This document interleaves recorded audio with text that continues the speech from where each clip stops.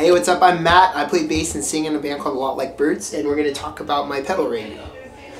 So basically, being a bass player, I don't have to get too crazy fancy, but we do get a little bit interesting on this guy.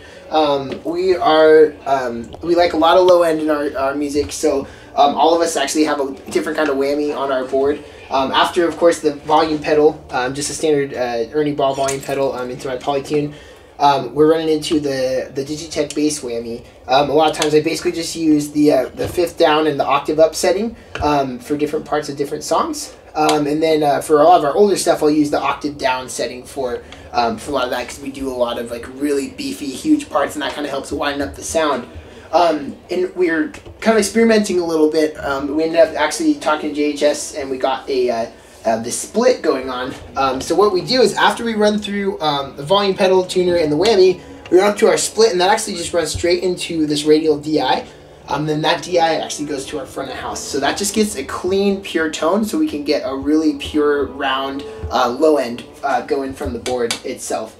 Then after that, we're running out from the split into our overdrive section. We have just I just use a basic TS9 tube screamer, which a lot of people are really confused at, because they're like, dude, that's like such a tone suck as far as bass stuff is concerned. But I actually use it just because I really like the grind that you can get out of it, and the presence on top of it is really, really cool. Then after that, this is actually a really cool, really unique pedal. Very few in existence. My friend Matt Speck from my hometown of Boise, Idaho, he actually made these. We call them the Pbr Overdrive. And it's essentially a transparent overdrive, very similar to a Timmy, if you're familiar with those. I use that as a pretty much just kind of like a tone even out. So it will use it to roll off bass if it's a little bit too boomy, or treble if it's a little bit too bright. I almost keep it pretty dry on this guy. I don't get too over the top, and it stays on all the time. So after that, running out into the Tech 21 Sans amp. I've got the 3-button model, which we initially were running out just the DI from this, but with that split, now we're just running straight through it as a normal pedal to kind of equalize the tone a little bit. I oftentimes switch between the two for my J and P bass, because those are different pickup configurations and a little bit different there. So yeah, after that though, I run out just straight into my amp, and we run just the DI signal and then a mic on the cab itself. So our entire band is endorsed by this awesome company called Westone in-ears, and they're really, really cool. They do everything from hearing aids to to, of course, our IEMs that we use. These are all custom molded in-ears, so they have all of our own personal customization to them, however we want, and then you actually get molds for your ears, like a lot of companies like 1964 ears or anything like that. But Western is the company we use. They're based out of Colorado, and super cool. Really, really happy with them, and amazing to work with. So if you're looking for any good in-ears, those are some ones to check out.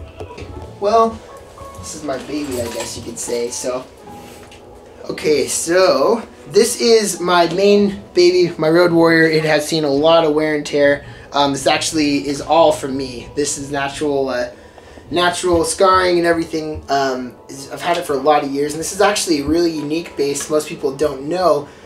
This is one of the FSR series. It's a 1964 Hot Rod Deluxe version, and it's actually one of the vintage reissue styles.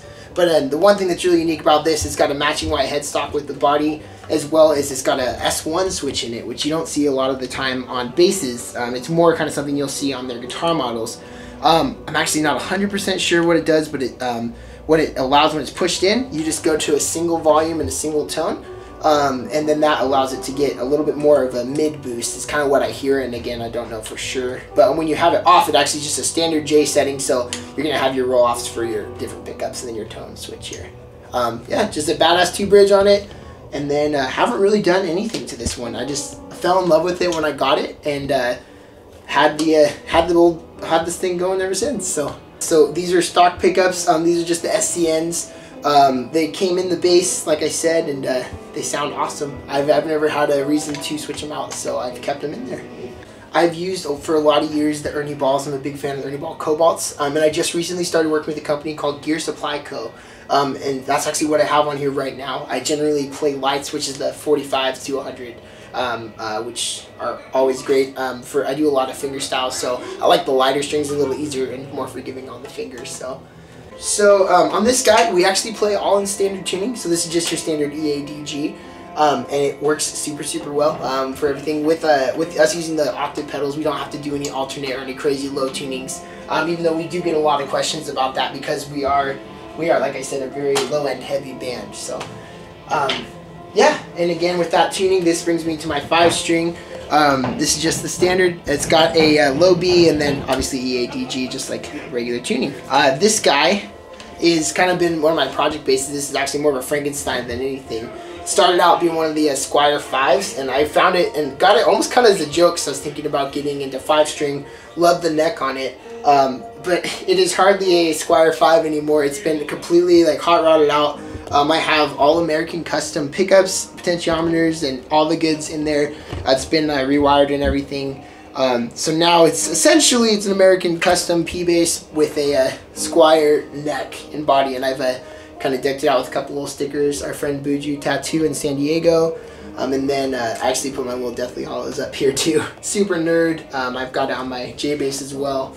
But yeah, pretty simple, pretty straightforward, and a lot of it, you know, is through the board, and then just what we use naturally. So yeah, really straightforward, kind of run of the mill, just using the SVT Classic setup. This guy is, I think, like a 2013, just the standard SVT Classic. Obviously, has seen some travel here, breaking knobs off left and right, but that with the matching classic cap works really great. You know, the reason why so many people have it, it's a great amp and it's really powerful. So, well, I mean, it's like they're really reliable. I actually been playing Ampic for quite a few years now. I used to have a 1968 basically it was essentially a V4. It's a VT22 model, and that was it was a great amp and it sounded super cool. But it was just like with the amount of touring we do and like the roughing around the band, it just kind of is a little too sensitive for it. So I ended up getting the SVT Classic to kind of be more of the road version. I still use that back at home to kind of get more vintagey vibes. So it's pretty sweet. But yeah, this thing has been a tank. It works really well. I use it, and then also Michael, our guitarist, plays in a band called Sandbar. They use this rig as well on those tours too. So we just released a new record called Divisi out on Equal Vision Records, and that is available essentially everywhere, iTunes, Spotify, anything like that. And we will be out on the road quite a bit this year, so make sure to come see us. We are out now until the first week of June. So, yeah.